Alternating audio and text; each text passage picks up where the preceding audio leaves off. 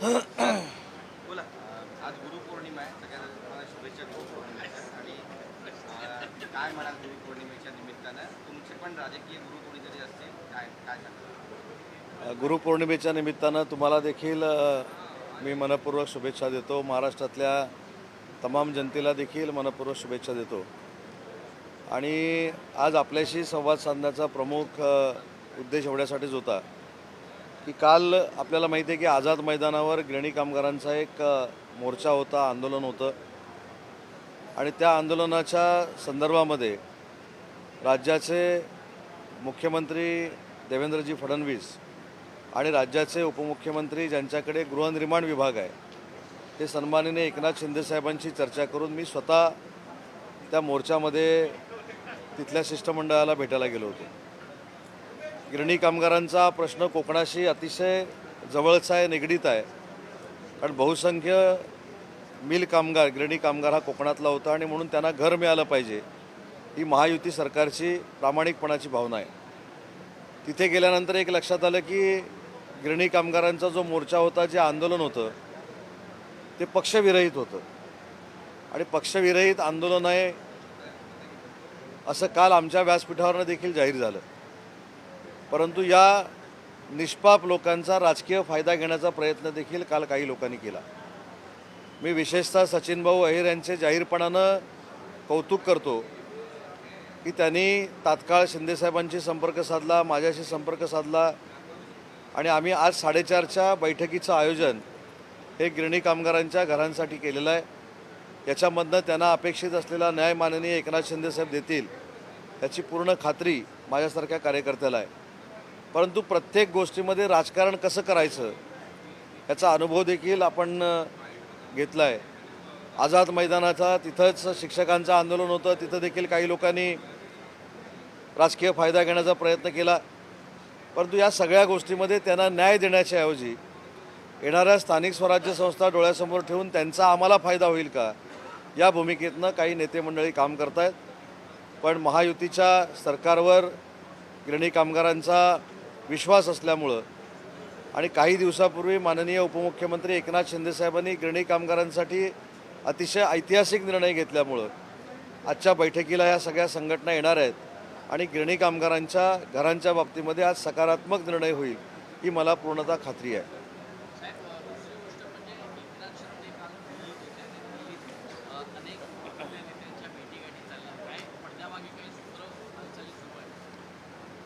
माननीय एकनाथ शिंदेसाहेब काल दिल्लीमध्ये होते हे तुमच्याकडनं मला आत्ता कळलेलं आहे. त्याच्यामुळं दिल्लीमध्ये त्यांनी कोणाची भेट घेतली, काय घेतली, कारण मी पूर्ण दिवस सभागृहामध्ये होतो.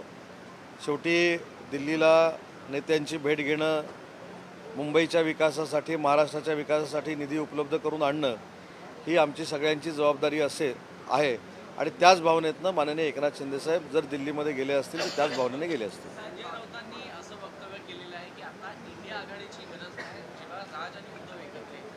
इंडिया आघाडीची गरज नाही आहे.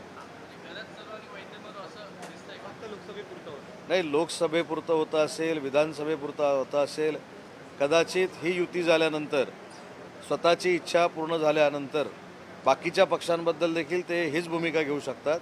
म्हणून मी सुरुवातीपासून सांगतोय की मराठी माणसाचा जो मेळावा झाला त्याला युतीचं वलय कोणी लावू नये. अजून बरंच पुलाखालून पाणी जायचं शिल्लक आहे. त्याच्यामुळं राजसाहेबांचा स्वतंत्र विचार आहे, राजसाहेबांची काम करण्याची स्वतंत्र कार्यशैली आहे.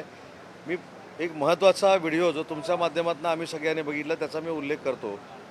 UBTचे पक्षप्रमुख माननीय एकनाथ शिंदेसाहेबांवर टीका करत असताना भाषणातनं जी माननीय राजसाहेब ठाकरेंची बॉडी लँग्वेज होती तीच अनेक काही गोष्टी सांगून जातं. कारण मराठीच्या मुद्द्यावर त्यांनी राजकारण केलं नाही तर मराठीला न्याय देण्याची भूमिका त्यांच्या भाषणातनं मांडली आणि बाकीच्यांनी मनसेच्या जीवावर किंवा राजसाहेबांच्या जीवावर, जमलेल्या गर्दीच्या जीवावर माननीय एकनाथ शिंदेसाहेबांवर टीका करण्याची भूमिका मांडली.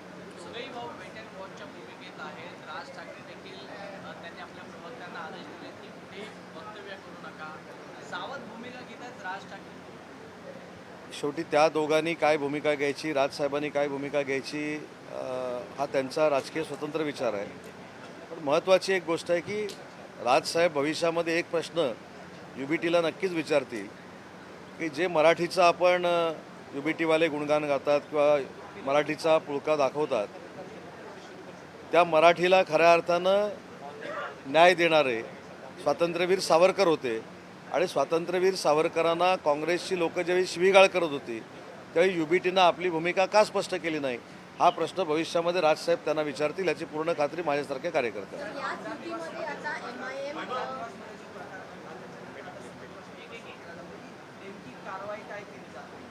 कशावर याबाबत माननीय मुख्यमंत्री देवेंद्रजी फडणवीस साहेबांनी भूमिका सभागृहामध्ये मांडलेली आहे. आमचे नेते एकनाथ शिंदे साहेबांनी देखील भूमिका मांडलेली आहे. त्याच्यावर चर्चा करणं योग्य नाही. परंतु एक मात्र वस्तुस्थिती आहे की ज्या पद्धतीनं आमदार निवासमध्ये जेवण दिलं जातं, पदार्थ दिले जातात, ते चांगल्या प्रतीचे असले पाहिजेत. काल पण मी सांगितलं की जिथे आमदारच जेवतात अशातला भाग नाही. ते आमदारांबरोबर आलेले कार्यकर्ते देखील जेवतात, अनेक कर्मचारी जेवतात, अनेक महिला भगिनी जेवतात, युवक वर्ग त्या ठिकाणी जेवतो, ज्येष्ठ नागरिक जेवतात. तरी त्यांची प्रकृती बिघडणार नाही ही दक्षता घेऊन त्या ठिकाणी जेवण बनवलं गेलं पाहिजे. आणि तशा पद्धतीची भूमिका विधानसभेचे अध्यक्ष आणि विधान परिषदेचे सभापती घेतील याबद्दल शंका बाळगायचे काही कारण नाही. देवेंद्र फडणवीस म्हणाले की खरी जी शिवसेना आहे ती एकनाथ शिंदे आणि खरी राष्ट्रवादी अजितदादा पवार यांना बाहेर पडले आणि राहुल नार्वेकर यांनी योग्य कोर्टाने माननीय देवेंद्रजींनी जो मुद्दा शिवसेनेच्या बाबतीमध्ये मांडला, खरी शिवसेना ही शिंदेसाहेबांसोबत आहे, त्याच्यामध्ये कोणाचंच दुमत असण्याचं काही कारण नाही. आणि राहुलजींसमोर मी देखील सुनावणीला गेलेलो होतो. त्यांनी अतिशय चांगल्या पद्धतीनं सगळ्यांना नैसर्गिक न्यायाची भूमिका बजावून न्याय दिला आहे. त्याच्यामुळे त्यांचं कौतुक करणं क्रमप्राप्त आहे.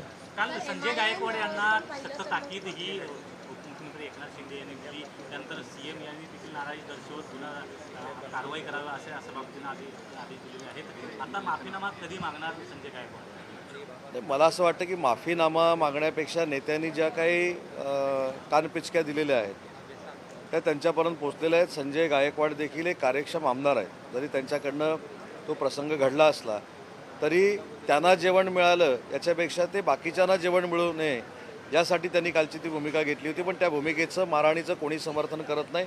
अशा पद्धतीची मारहाण कोणीच करू नये. त्याच्यावर कायदा आहे, कानून आहे. कायदा कानूननं जर आपण गेलो असतो तर त्या कॅन्टीनवाल्यावर देखील कारवाई होऊ शकली असती. त्याच्यामुळे त्यांच्या कृतीचं कोण समर्थन करतं आहे अशातला भाग नाही. परंतु ते देखील अनेक वेळा विधानसभेला निवडून आलेले आमदार आहेत. संजय गायकवाड करण्यासाठी तयार आहे. आगामी स्थानिक संस्था स्वराज्य निवडणुकीसाठी काही फरक पडेल महाविकास आघाडी? नाही, आजच्याच सकाळच्या पत्रकार परिषदेमध्ये मला असं वाटतं की काँग्रेसची आवश्यकता नाही असं काही वक्तव्य झालेलं आहे. त्याच्यामुळे MIM युती करताना UBT बरोबर करते, काँग्रेसबरोबर करते की शरद पवार साहेबांच्या राष्ट्रवादी काँग्रेस पार्टीबरोबर करते हे पहिलं बघावं लागेल आणि त्याच्यानंतर आपण बोलू. संजय गायकवाड के खिलाफ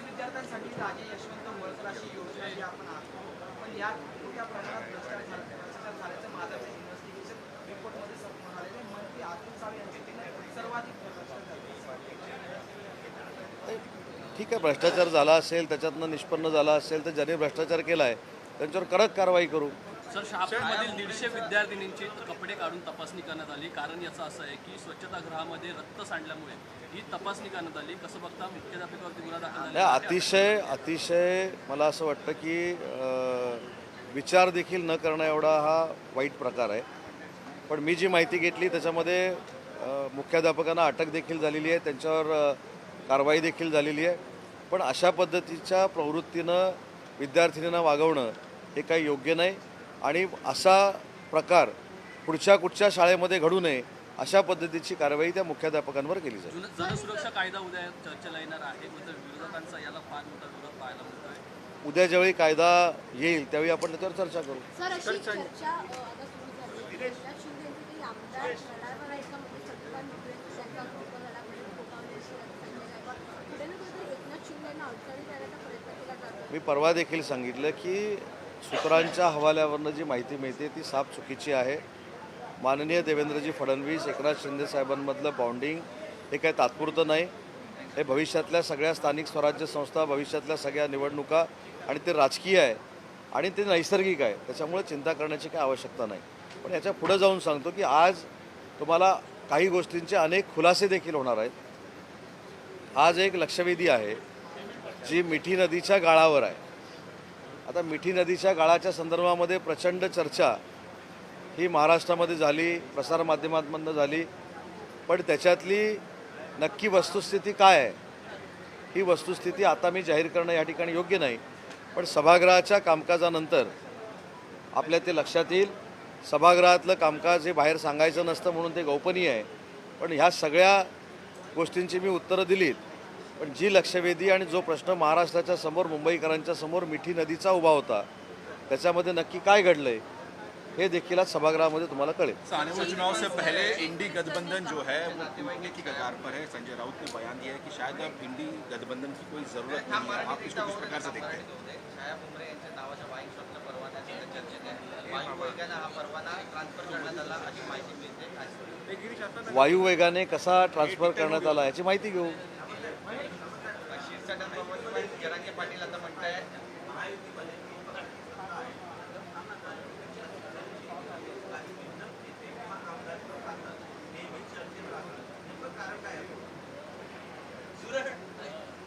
तर पक्ष फार मोठ्या ताकदीनं वाढतो याचं हे लक्षण आहे.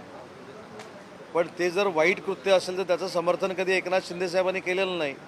पण शिवसेनेच्या माध्यमातून आरोग्याच्या क्षेत्रामध्ये होणारं काम असेल, सामाजिक क्षेत्रामध्ये होणारं काम असेल, याची चर्चा देखील बाकीच्या पक्षांपेक्षा जास्त होते. जरांगे पाटलांनी मोठा आरोप केला. ते म्हणतात की शिरसाट कुणबी प्रमाणपत्र मिळू देत नाहीये, अधिकाऱ्यांवर दबाव टाकलाय. हे खरं आहे?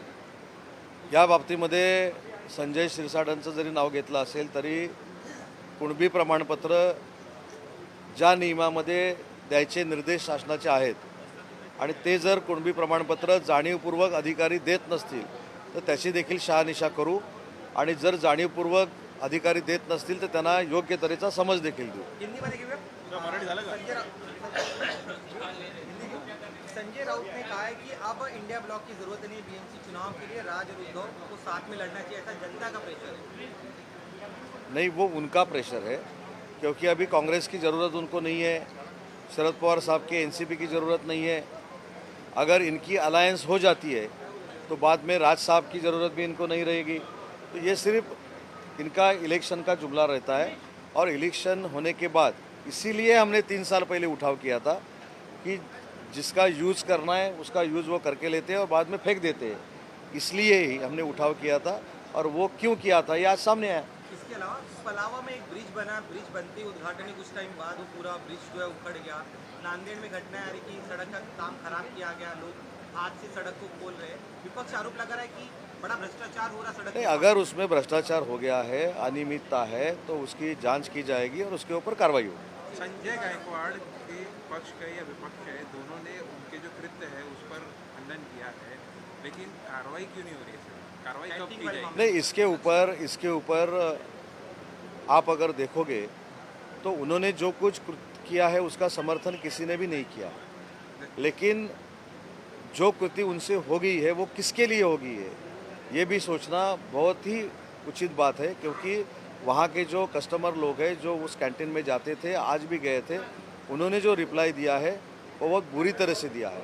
वहाँ का जो खाना रहता है उसको बास रहता है, वो दाल रहती है जो 3-4 दिन पहले की रहती है, उसमें जो मांसाहारी खाना रहता है वो भी 7-8 दिन पहले का रहता है. ये भी उचित नहीं है.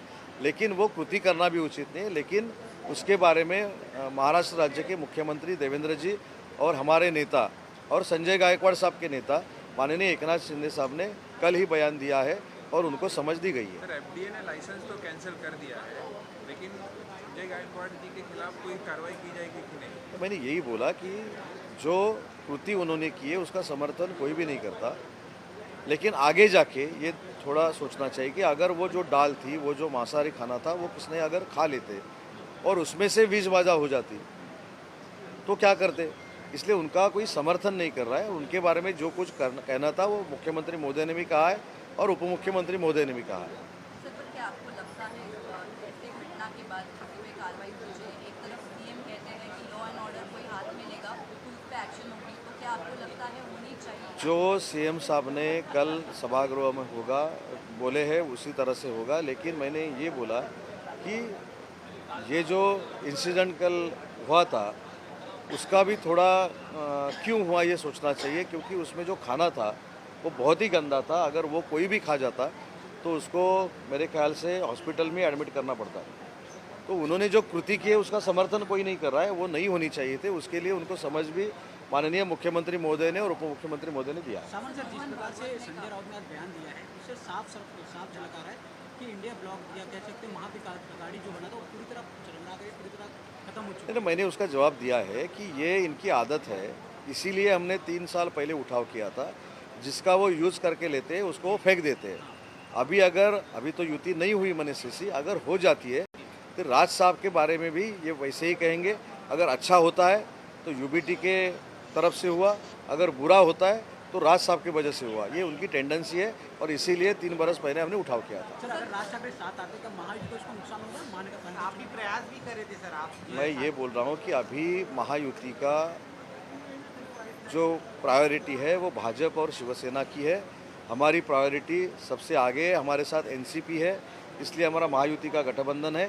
और हमारे साथ अगर राज साहब आ जाते हैं तो उनका स्वागत है। संघचालक मोहन भागवत ने कहा है, मोरोपंत पिंगले ने ऐसे कहा था एक बार कि 75 साल होने के बाद दूर हटना चाहिए, रुकना चाहिए, अगले जनरेशन को अपॉर्चुनिटी देनी चाहिए। क्या लगता है ये बयान इसको लेके? एक तो मोहन भागवत जी मेरे से बड़े हैं, वो एक बहुत बड़े सिस्टम के अध्यक्ष है और उन्होंने स्पीच में एक बयान देने के बाद उसके ऊपर मैं बोलना ये उचित नहीं।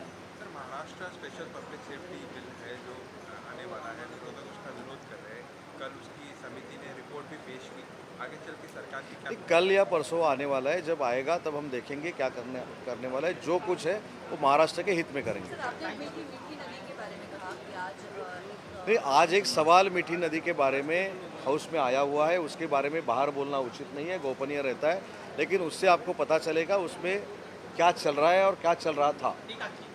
वो जन सुरक्षा कानून आप विधेयक लेकर आए, बोला मैं। विपक्ष ये स्पेसिफिक आरोप लगा कि अब नक्सलियों के बहाने आप आम लोगों की आज़ादी पर। मैंने इसका जवाब दिया है, महाराष्ट्र की जनता के लिए जो कुछ अच्छा रहेगा, जो कुछ योग्य रहेगा, वही महायुति का सरकार करेगा। आता isakal.com आहे देशातील नंबर 1 ची मराठी न्यूज वेबसाईट। प्रत्येक अपडेटसाठी isakal.com ला नक्की भेट द्या।